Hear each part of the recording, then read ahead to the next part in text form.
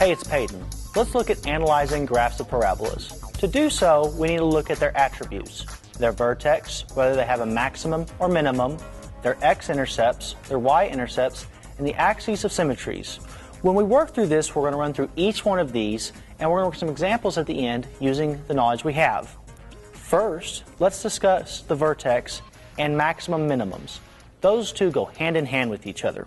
Hopefully you've covered what a vertex is on a parabola.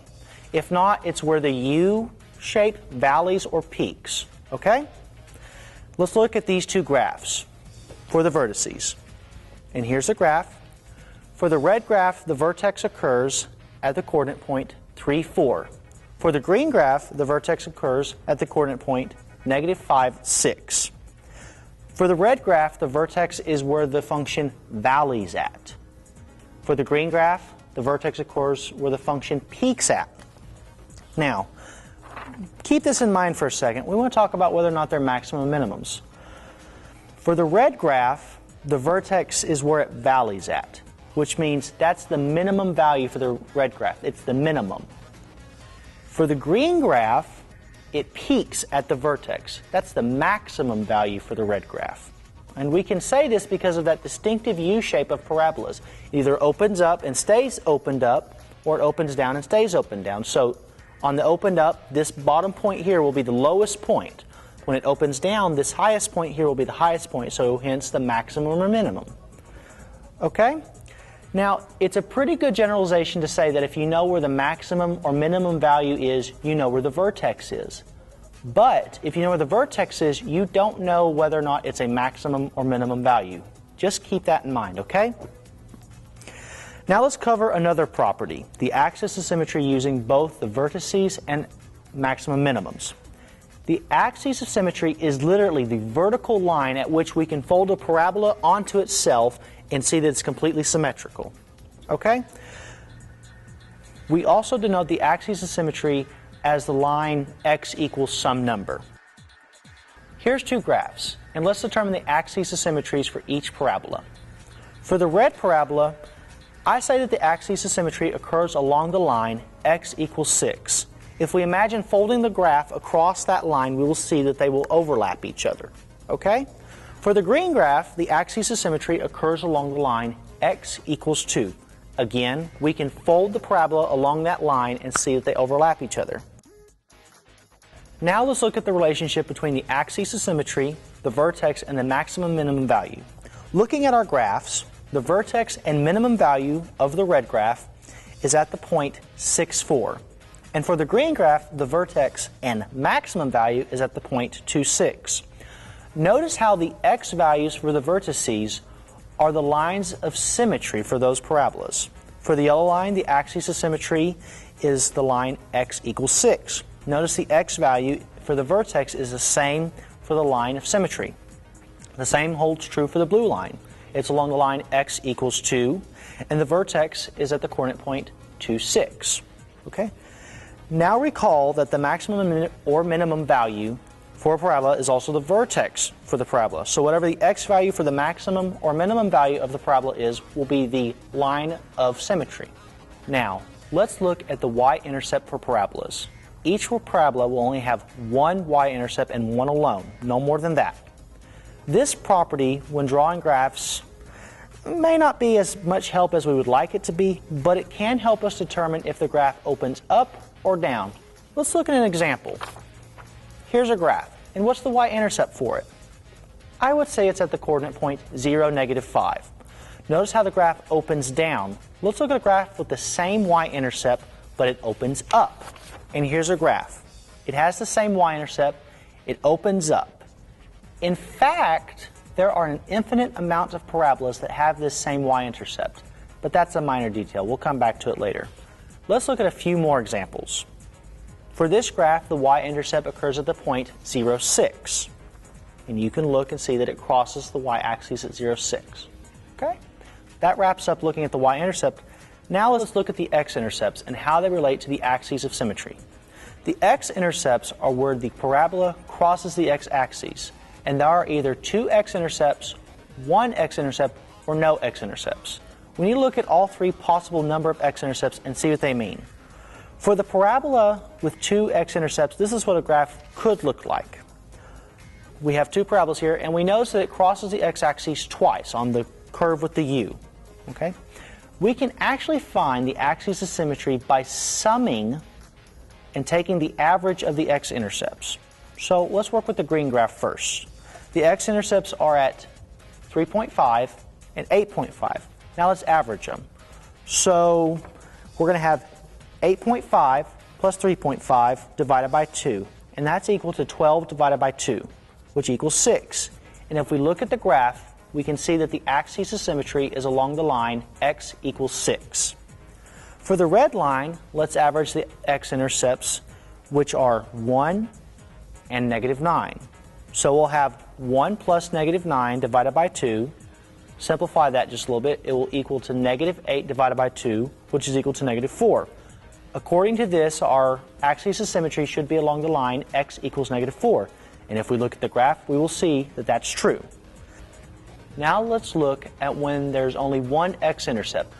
Here's a graph. We'll notice that for both parabolas, they only touch the x-axis at one point.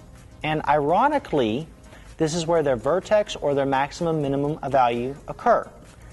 If we know that a graph has only one x-intercept, we know the vertex, we also know the axis of symmetry, but we don't know for sure if it's a maximum or minimum value. Let me show you the relationship. The x-intercept is the value for the line of axis of symmetry. Also, the vertex is the point x0, where x is the x-intercept. Looking at the graphs, we see the x-intercept for the red graph is at the point -3, 0. And for the green graph, the x-intercept is at the point 8, 0. For the red graph, the axis of symmetry is along the line x equals -3, which is the value of our x-intercept. Also, the x-intercept is the vertex for the parabola and the maximum for the parabola. For the green graph, the axis of symmetry is along the line x equals 8. The vertex is also the x-intercept, and here it's the minimum value for this parabola. Quick recap. If there's only one x-intercept, this is enough information to tell us the vertex and the axis of symmetry. Now let's move to when there are no x-intercepts. This is where the graph does not touch the x-axis at all. Here are two graphs. Neither one of these graphs have x-intercepts because neither cross the x-axis and never will. This information doesn't tell us much, but it's more than enough information than we need. Let's see in a few examples. And here's one. Sketch a graph that satisfies the following conditions. A vertex at 4, 3, and it has a y-intercept at 0, -4. First, we know the vertex occurs at the point 4, 3. And let's put a dot on a graph to show this. And here's a graph of that. Now that we have placed that on the graph, we need to put a dot on the graph where the y-intercept occurs, and that's at the point 0, -4. Now, if the y-intercept is below the vertex, that means that the parabola has to open down. So let's draw in that graph. Remember, it is symmetrical about the line x equals 4. And here's the graph. And this satisfies the information we've been given. Pretty easy, huh? Let's work another example. For the given information, draw a graph for this parabola. A vertex is at the point -4, 5, and there are no x-intercepts. First, let's put a point on our graph where the vertex should be, and here's a graph of that with a point. To finish drawing this graph, we need to use the information that there are no x-intercepts, which means that the graph can only open up. If it opens down, we will cross the x-axis at some point. And there are actually infinite solutions to this, but here's one solution. We see that the vertex is at the correct point. There are no x-intercepts. And we're done. Pretty easy, huh? Here's one more example. For the given graph, which of the following statements is true? A, it has a vertex at the point -2, 3. B, it has an axis of symmetry along the line x equals -1. C, it has one x-intercept. Or D, it has a minimum value at the point -1, 3. Let's look at our graph and deduce information. First, the vertex, because we can receive an incredible amount of information from that alone. I claim that the vertex is located at the point -1, 5. I can determine that visually. Now let's look at where the x-intercepts occur.